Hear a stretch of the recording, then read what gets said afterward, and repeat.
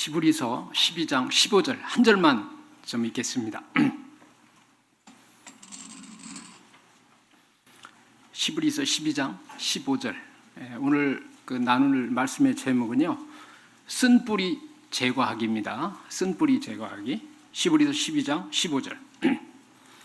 같이 한번 읽겠습니다. 찾으셨으면.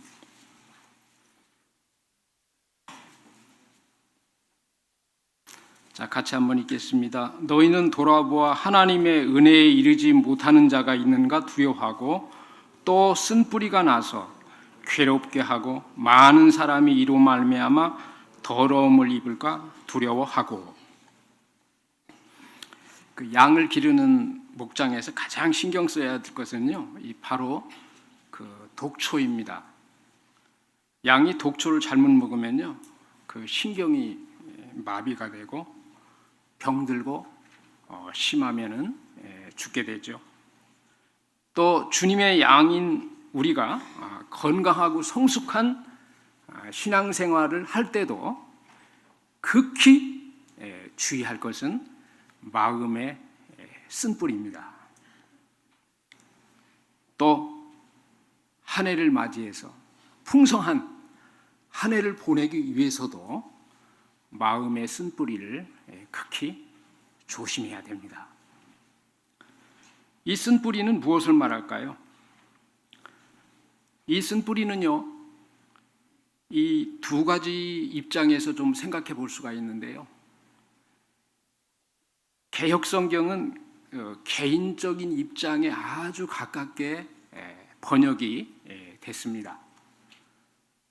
그리고 또 이 공동 번역과 현대인의 성경은요, 이 쓴뿌리를 이 공동체적인 입장에 가깝게 이렇게 번역을 했습니다. 저는 오늘 이 개인적인 입장에서 쓴뿌리를 좀 살펴보고 교훈을 받기를 원합니다.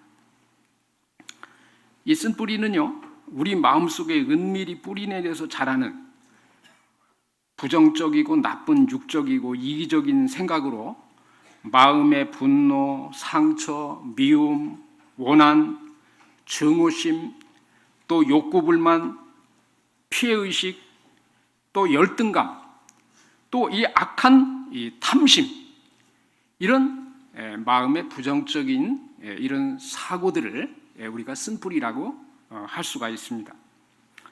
이 무엇보다도 이 마음밭을 쓴뿌리가 나고 이 독초로 우거진 독초밭이 되지 않도록 잘 관리하는 것이 엄청 중요합니다. 재산을 관리하는 것보다, 건강을 잘 관리하는 것보다, 인간관계를 잘 관리하는 것보다, 시간을 잘 관리하는 것보다 우리의 마음을, 우리의 영혼을 잘 관리하는 것이 엄청 중요합니다. 그래서 잠언 4장 23절에 뭐라고 했습니까? 무릇 지킬 만한 것보다 더욱 내 마음을 잘 간수하고 지키라고 했습니다. 왜냐하면 그 마음에서, 영혼에서 생명의 근원이 나기 때문이라고 했습니다. 하나님을 거스리는 이 육신과 세속을 쫓는 악하고 더러운 부정적인 이 생각들이 생기는 것을 우리가 막을 수는 없어요. 순간순간 악할 생각이 들어옵니다. 그것들이 우리 마음에 뿌리를 내려서 자라게 하지 않을 수는 있습니다. 이 사악한 범죄자들 중에서요, 그 많은 이들이 마음의 상처를 받아서 마음속에 이 뿌리 내린 이 무성하게 자란 쓴뿌리가 폭발해서 끔찍한 범죄를 일으키는 경우가 아주 많습니다. 그 어떤 아이가요, 부모에게 혼이 났거든요. 그 늘 무시당했어요. 가정에서 길을 못 피고 살고. 그런데 이 청소년이 어느 날 지나가다 어떤 분이요, 자기를 이렇게 째려보는 거예요. 그래서 이렇게 분노가 폭발해서 살인을 했습니다.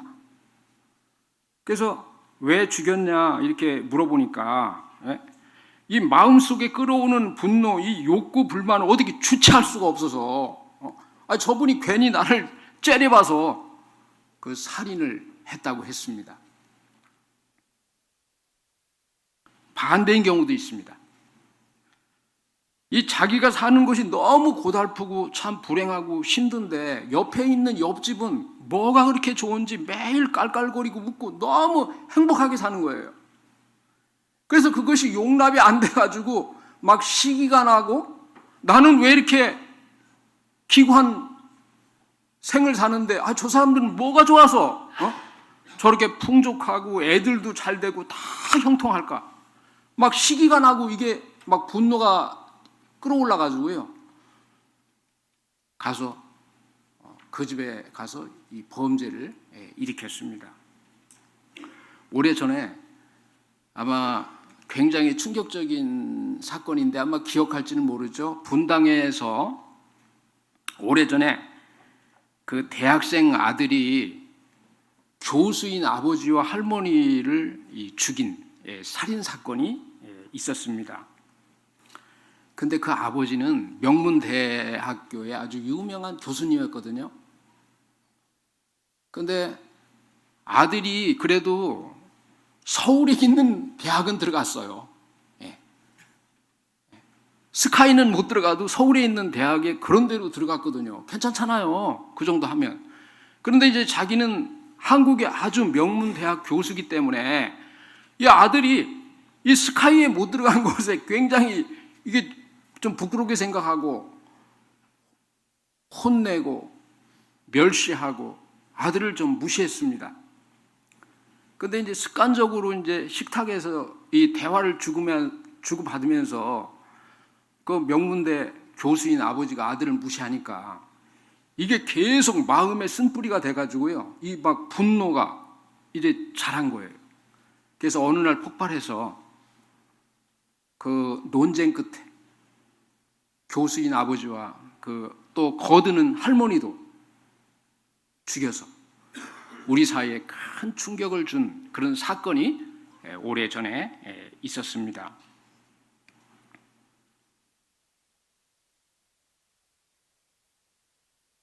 그래서 우리 자녀들이 좀 대학에 못 가도 취업을 좀 못해도 사회적으로 잘 못 나가도 우린 받아줘야 됩니다. 사랑으로 기다려줘야 됩니다. 그리고 격려해야 됩니다. 인생 사는 게 꼭 어떤 물질적으로 어떤 사회적인 지위가 우리가 행복을 가져다 준 게 아니잖아요. 그리고 하나님 앞에 그 평가 기준도 아닙니다.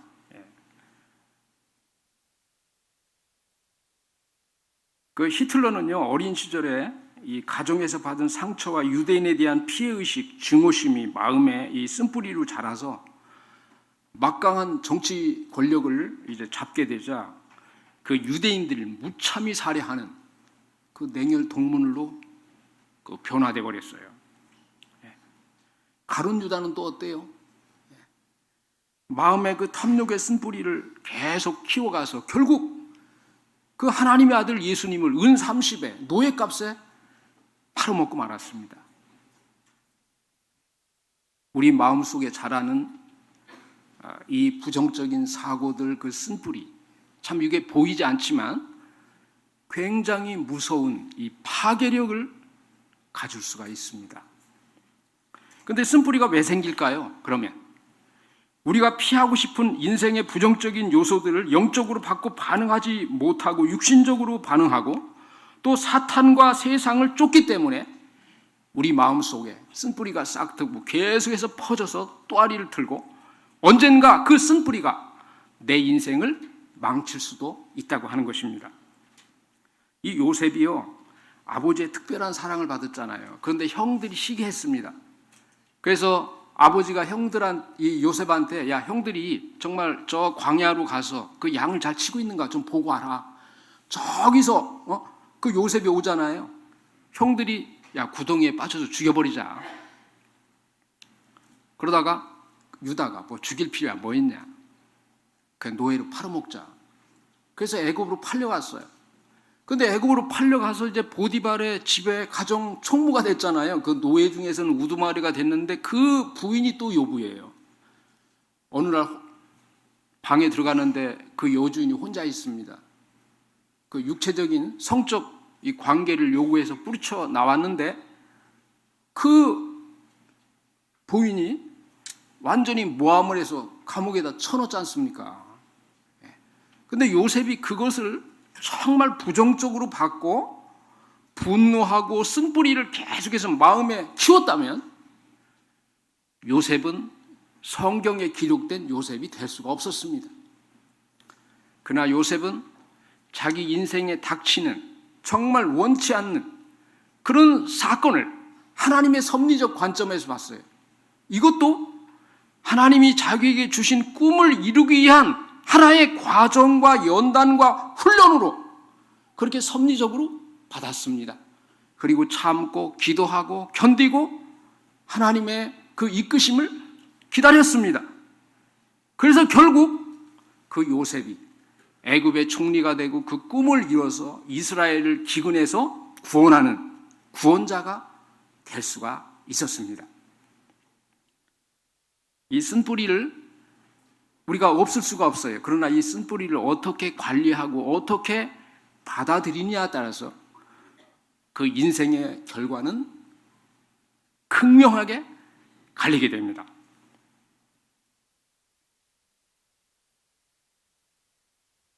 그래서 욥기 23장 10절에 그랬잖아요. 나의 가는 길을 오직 그가 하시나니 나를 단련하신 이후에 정금과 같이 나온다고 그랬습니다.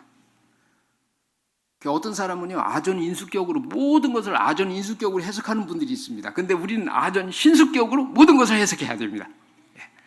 다 하나님의 입장에서 하나님이 나를 향한 어떤 꿈과 그 비전과 그 궁극적인 천국의 소망에서 아전신수격으로 계속해서 우리는 해석해가고 기다리고 또 연단받고 감사하며 어떤 부정적인 요소도 쓴뿌리가 돼서 내 인생을 망치게 하는 것을 막을 수가 있습니다.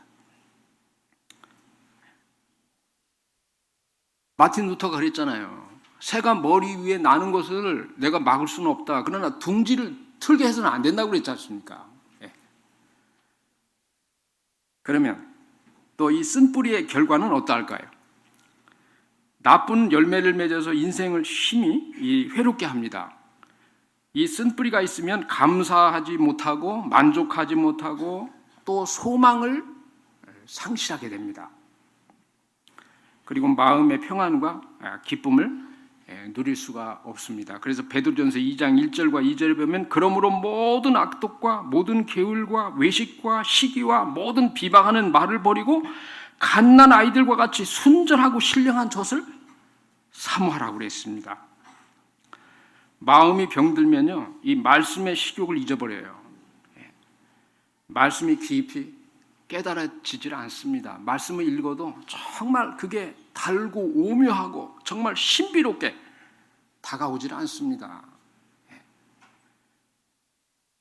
기도가 막히고 신앙이 성장하지 않고 인간관계에 어려움이 있고 이 불만이 늘어가고요. 뭔가 그 자기 인생이 자꾸 이렇게 꼬여갑니다. 그래서 이 쓴뿌리가 우리 마음에 자라면요, 첫째로 하나님의 은혜에 이르지 못하게 됩니다. 마음속에 쓴뿌리가 자라면 구원을 주고 거룩한 천국의 삶을 주고 참된 기쁨과 만족과 소망을 주는 하나님의 은혜를 믿지 못하게 됩니다. 그리고 은혜 안에서 풍성한 삶을 살지 못하고 이웃들에게도 은혜를 끼칠 수가 없어요. 마음에 쓴뿌리가 있어서 뭔가 분노하고 좌절하고 이 갈등하고 어떤 피해의식, 하나님께 이 감사치 못하고 하나님을 온전히 신뢰하지 못하는 자가 이웃에게도 유익과 어떤 기쁨을 끼칠 수가 없습니다. 그리고 이 쓴뿌리가 우리 마음에 계속 자라서 또아리를 들면요, 괴롭게 합니다. 마음속에 쓴뿌리가 자라면 자신뿐만 아니라 이 가족과 주변 사람들도 심히 괴롭게 해요.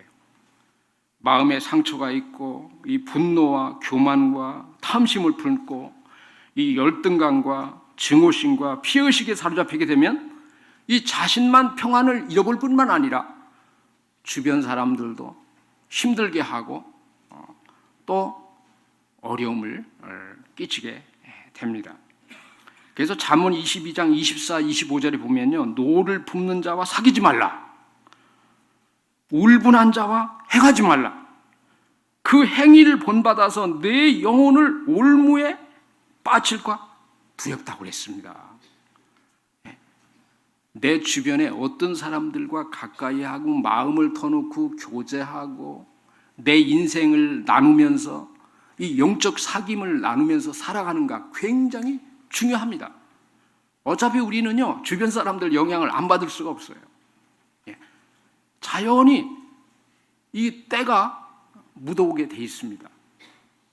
그래서 이 악한 자들, 뭔가 이 분노에 사로잡힌 자들, 이 욕구 불만에 사로잡혀서 그냥 늘 감사하는 게 없고 그냥 모든 범사에, 아유 저 정도면 정말 나보다 훨씬 환경이 좋은데도 계속해서 불평불만하고 남 탓을 하고 그런 사람들이 굉장히 많습니다. 주변에 정치인을 탓하고 대통령을 탓하고 전부 다 모든 것들이, 뭐 사회뿐만 아니라 자기 인생에 꼬인 것도, 자기의 죄 때문에 잘못한 것도 이렇게 다른 사람들에게 이 책임을 전가하고 그렇게 이 불평을 쏟아내는 그런 사람들이 의외로 엄청 많습니다.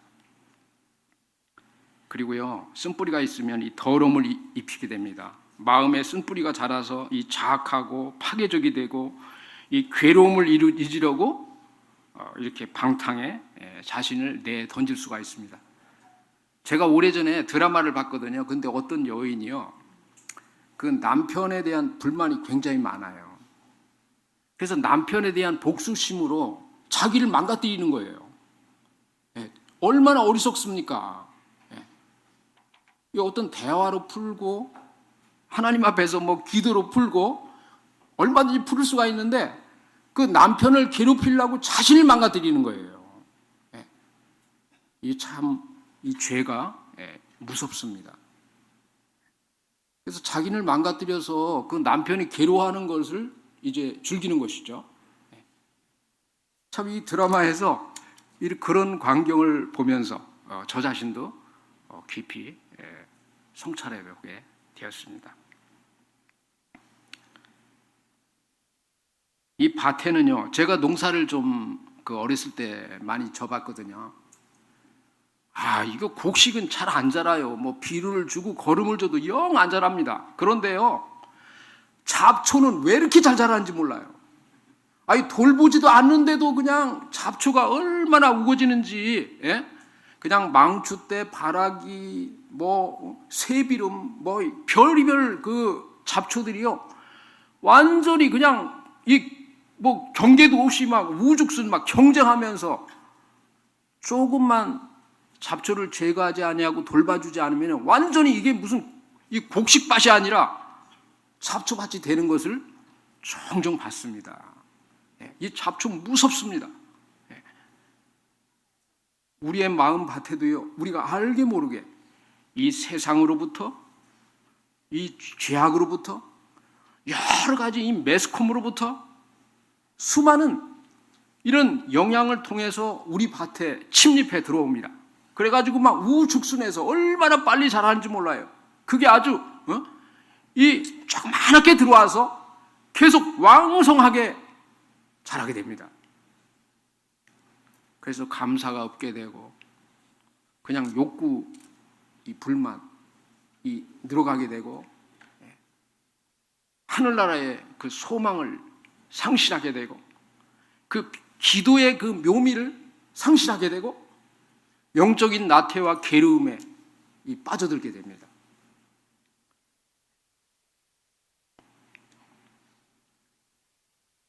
그러면요, 참 이게 수없이 우리 마음속에서 이 세상으로부터 여러 가지 이런 매체로부터 끊임없이 우리 마음에 침입하는 이런 독초를, 이거는 뭐 키우지 않는, 비료를 안 줘도 그냥 우죽순처럼 막 기회를 타고 우리 마음속에 막 계속해서 왕성하게 자라고 막 우죽순처럼 올라오는 이 잡초를 어떻게 제거해야만 할까요? 첫째로 즉각 회개해야 됩니다. 요한일서 1장 9절에 그러잖아요. 저는 미쁘시고 의로우사 자기 죄를 자백하면 깨끗게 해주시고 다 용서해 주신다고 그랬어요. 구원 받을 때만 이게 회개가 필요한 게 아니거든요. 자백이나 회개나 똑같습니다. 날마다의 회개. 이 기도의 ABC 가장 우선할 게 회개 아닙니까? 먼저 하나님 앞에 내 자신을 살피면서 아뢰고 용서를 구하고. 이 다윗 같은 분 시편 51편에 보면 얼마나 그 회개가 철저합니까? 기도할 때 우리 자신을 살피며 회개하고 하나님과 이 관계를 정상화하는 일, 그게 우선입니다. 그런데 우리는 구하는 데 바빠요. 뭐 결핍에 대해서 굉장히 민감해서 구하는 데 너무나 빠르고 바쁩니다.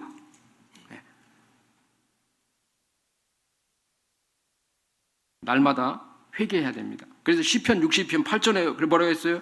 백성들아 시시로 저를 의지하고 그 앞에 마음을 토하라. 이 토해내는 거. 우리 마음의 노폐물들 더러운 거 다 토해내야 됩니다. 쓰레기통은요 막 차고 넘치기 전에 즉각 버려야 됩니다. 제가 이제 주말 부부 생활 하지 않습니까? 좀 떨어져서 게을러져 가지고요 이 쓰레기를 자주자주 버려야 되는데 좀 자주자주 못 버려요. 그래서 막 어떻게 막 넘치면 그때서 그냥 좀 멀거든요, 버리는 데가. 그래서 이제 멀리 갖다 버리는데 그 버릴 때마다 제 자신을 좀 살펴봐요. 아유, 내 방에 있는 쓰레기통 그냥 넘쳐가지고 지저분하고 냄새도 나고 그런데 내 마음은 어떤가? 주님은 나를 어떻게 보실까? 좀 이렇게 살펴보면서 참 회개하게 됩니다. 잘못한 게 너무 많아요. 주님 앞에 제거할 것이 참 많습니다. 제 마음에 이 세상부터 들어온 그 영적인 노폐물, 그 잡초들이 너무나 많은 것을 발견하게 됩니다. 그래서 이 회개가 참 중요합니다. 믿는 자의 회개. 이 미국의 그 16대 대통령 링컨은요, 아버지가 술주정뱅이였거든요. 어머니가 또 일찍 떠났습니다. 계모수라에서 참 지독한 가난 가운데 어렵게 살았거든요. 또 어리숙하게 또 사기도 당하고 수없는 실패를 거듭했어요.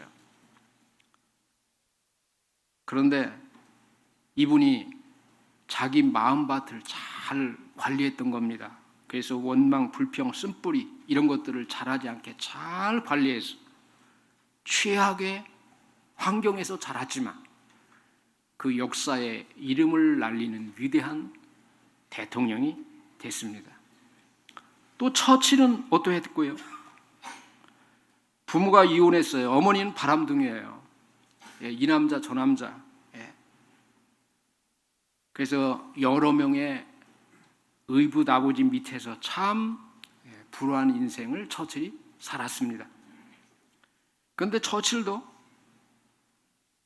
왜 불평이 없고 그 억울함이 없고 그 어려움이 없었겠어요. 그런데 처칠도 자기의 마음밭을 잘 경작하는 아주 지혜로운 농부였습니다. 그래서 2차 대전을 승리로 이끈 그 위대한 수상이 될 수가 있었습니다. 우리는 다 땅 한 평 없어도 농장입니다. 우리 마음밭을 관리하는 이 농장주입니다. 그래서 우리의 밭대기를 어떻게 가꾸는 것보다 우리 마음밭을 날마다 또 매년마다 거기다 뭘 심고 어떻게 가꿔야 될지 하나님 앞에서 고민하고 기도하고 날마다 우리 마음을 살피는 일을 게을리하지 않아야 됩니다. 그래서 성령의 아름다운 그 열매를 맺히는 또 계시록에 있는 그 놀라운 그 12가실이 맺히는 그런 마음밭으로 우리를 갖고 나간다면 하나님이 우리를 얼마나 기뻐하시고 우리를 귀하게 쓰시고 우리를 통해서 놀라운 역사를 이루어 나가실 수가 있을까요? 그리고 두 번째로는요, 주님의 시각과 하나님의 선하심에 맡겨야 됩니다. 로마서 8장 28절, 하나님을 사랑하는 자 곧 그 뜻대로 부르심을 입은 자들에게는 모든 것이 합력하여 선을 이룬다고 그랬습니다. 요셉은 이 고난과 억울함을 하나님의 선이라고 하는 그 하나님의 놀라운 섭리 안에서 봤어요. 자신을 연단하고 다듬고 그 믿음을 성장시키고 하나님의 귀한 일꾼으로 쓰시기 위한 그 훈련 프로그램으로 봤어요. 자기 환경에서 오는 그 모든 불리함과 억울함과 그 원통함을. 그래서 그거를 막 욕구 불만을 하고 막 폭발시키고 그게 아니라 하나님 앞에 가져 나가서 그 환경을 통해서 오는 그 비밀한 하나님의 섭리를 발견하고 믿음으로 받고 주님을 의지했습니다. 만약에 요셉이요 정말 그 육신적으로 반응을 했다면 요셉의 꿈은 이루어질 수가 없어요. 다 깨져버려요.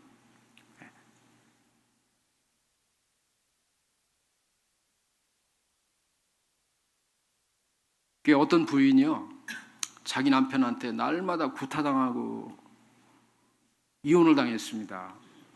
그래서 너무 힘들어서 이제 죽으려고 그러다가 하나님이요, 야, 이 참고 뭐 새롭게 인생을 이렇게 살아보라고 그런 음성을 들었답니다. 그래서 아이고 나같이 이렇게 힘든데 무슨 새롭게 인생을 보고 어떻게 난 못 참습니다. 근데 우연히 말이죠. 자기 가까이 있는 어떤 분하고 대화를 하다 보니까 자기보다 더 심한 거예요. 그분은요. 그래서 그때부터 이분이 이제 신앙을 가지고 있었기 때문에 같이 기도하고 상담해주고 도와주고 이제 그러면서 이분이 이 가정 상담자로 특히 그 가정에 어려운 당하는 이런 부인들을 상담하고 돕고 섬기는 이런 상담자로 우뚝 서서 귀하게 쓰임받게 되었답니다. 그래서 자기 문제에 빠져서 자기만 보고 있다가 이제 주변을 하나님이 보게 하시고 또 일하게 하시고 또 자기 문제를 떠나서 같이 그냥 눈물로 이렇게 기도하게 하시고 그래서 그 부인이 위대하게 쓰임받았다고 하는 그런 이야기를 제가 읽은 적이 있습니다. 그리고 용서해야 됩니다. 죄를 회개한 후에 하나님의 용서를 받아들이고 자기를 용서하고 이웃을 용서해야 됩니다. 제가 전에도 한번 예화를 한 적이 있죠. 이 케네디 목사라고 하는 분이 있는데 이분은 굉장히 약시거든요. 그 노루 사냥을 이분이 좋아해요. 그 노루 사냥 갔다가 그 멀리서 그 노루가 있길래 쐈는데 가만히 보니까 같이 갔던 그 집사님이에요. 그분이 이 노루 그 갈색 비슷한 그 카키색 옷을 입어서 굉장히 약시라 모르고 쐈는데 쫓아가 보니까 즉사를 했습니다. 그래서 이제 주변에서 그분이 체포돼서 이제 취재도 받고 조사도 받고 하는데 주변에서 많이 진정을 해서 이게 이제 과실치사인 것이 이제 드러나게 돼서 석방이 됐습니다. 근데 이제 자기 사랑하는 집사를 하여간 오인이 됐든 어떻게 됐건 이게 죽였다고 하는 그 자책감에 완전히 다 모든 걸 내려놓고 시골에 가서 이제 숨어서 살았는데 근데 한 5년쯤 돼서 하나님이 기도하는데 이렇게 말씀하시더래요. 야, 이제 그만해라. 너 계속해서 나한테 잘못했다고 회개해서 내가 용서했다고 계속해서 기다렸는데 이제 그만해야 되지 않겠냐? 네. 그만하고 네가 나에게 받은 용서, 그 사랑을 가서 전할 수는 없겠니? 그렇게 음성이 탁 들어오더라는 거예요. 그래서 그분이 시골 삶을 정리하고 이제 하나님의 사랑을, 하나님의 그 용서의 그 무궁함을 전하는 그런 전도자로서 일생을 살게 됐다고 하는 이야기를 제가 어느 책에서 읽은 적이 있습니다. 제가 시골에서요 십자가 복음을 계속 전했는데 믿는데요. 그래서 정말 믿습니까? 아니 그래도 내가 뭘 해야 되잖아요. 계속 그러셔. 그래서 이제 암에 걸려서 그분이 끝까지 그래도 그래서 지옥 갔습니다. 하나님이 용서한다면 받아들여야 되지 않습니까? 진실로 회개했어요. 하나님이 용서한다고 말씀하셨어요. 그럼 받아들여야 되잖아요. 그리고 용서받은 자로서 감격하며 감사하며 살아가야 될 거 아니겠습니까? 그런데 회개만 하고 용서를 받아들이지 않는 사람들이 있어요. 하나님보다 자기가 더 높은 도덕 수준을 강요하는 거예요. 자기한테. 하나님이 십자가로 용서했다는 거예요. 그럼 받아들여야 되잖아요. 그리고 감격하고 감사하고 그 용서받은 환희를 가지고 기쁘게 영광 돌리며 살아가야 될 거 아니겠습니까? 용서를 받아들이는 그 겸손함 굉장히 중요합니다. 그리고 우리 주변에는요, 친구와 상담자와 성숙한 사람들이 널려 있어요. 참 우리 교회는 좀 안타깝습니다. 어떤 면에서. 왜냐하면 기사성 같은 일꾼들이 참 많거든요. 근데 이게 많이 있다 보니까 참 옆에 있는 어떤 성도가 얼마나 귀한지 잘 몰라요. 그리고 그런 분들이 은사가 100% 활용될 수 있는 장도 없어요. 그래서 앞으로 우리가 고민해야 됩니다. 이 부모님과 할머니를 죽인 청년에게 어떤 진실한 친구가 있고 상담자가 있었다면 그런 끔찍한 범죄를 저질러서 그 일생 동안 교도소에서 그 청춘을 보내야 되겠습니까? 만약 그 교수 아버지에게도 누군가 당신 아들 그 스카이는 못 들어가도 괜찮아. 아니 아들이 스카이 못 들어갔다고 그렇게 네가 명문대 교수라고 해서 그 구박하면 되겠느냐. 누가 옆에서 조언하고 호통치고 충고하는 그런 한 사람이 있었다면 어떻게 되겠어요? 달라졌겠죠. 그런데 문제는 우리 옆에서요 누가 적극적으로 다가오지 않아도 내가 먼저 가서 나는 이런 문제가 있다고 이 앞선자들한테 터놓고 기도 요청하고 도움을 요청하고 이 상담을 받는 일은 참 중요합니다. 대체적으로 우리가요 어떤 문제를 잘 이렇게 터놓고 이렇게 도움받기를 참 꺼리거든요. 그래서 우리 교회에 알게 모르게 여러 가지 문제 없는 사람은 어디 있습니까? 그래서 인생의 연륜과 신앙의 연륜과 참 이렇게 앞선 이런 분들한테 자주 전화로도 상담하고 찾아가서 상담하고 또 기도도 부탁하고 그래서 우리 문제를 우리 안에서 공동체 안에서 아름답게 해결해 가서 쓴뿌리가 없고 이 공동체의 쓴뿌리도 이게 심각한 거거든요. 언제 기회가 되면 오늘은 개인적인 쓴뿌리를 좀 얘기했습니다만은 이 공동체적인 쓴뿌리 때문에 교회가 어지럽히지고 깨지고 상처 있고 그런 아픈 일도 굉장히 많습니다. 그래서 우리 가운데 정말 이렇게 서로 불쌍히 여기고 우리의 문제를 내놓고 도움을 요청하고 기도를 요청하고 그래서 우리의 그 마음과 우리의 그 교회의 그 밭을 정말 잡초 없는 곡식이 무럭무럭 자라는 성령의 열매가 맺히는 그런 아름다운 우리 마음밭이 되고 그런 농장 주인들이 되고 사장님들이 되셨으면 정말 좋겠습니다. 기도하겠습니다.